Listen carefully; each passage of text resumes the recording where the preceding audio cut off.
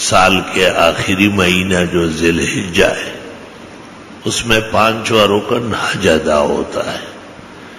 جن کی قسمت میں اس سال مقدر تھا حق تعالی نے انہیں حج میں نصیب فرمایا.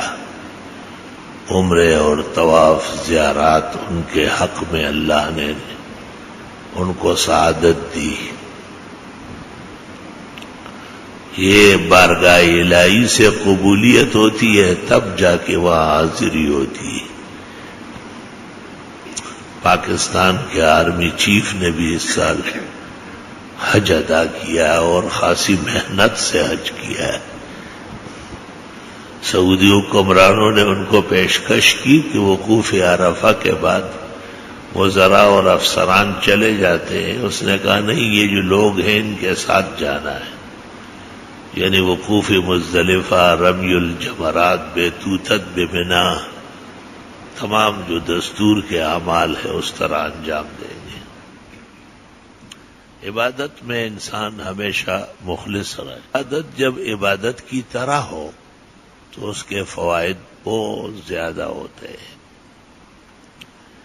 اور جب عبادت میں مرضی خواہشات شامل ہو جاتی ہے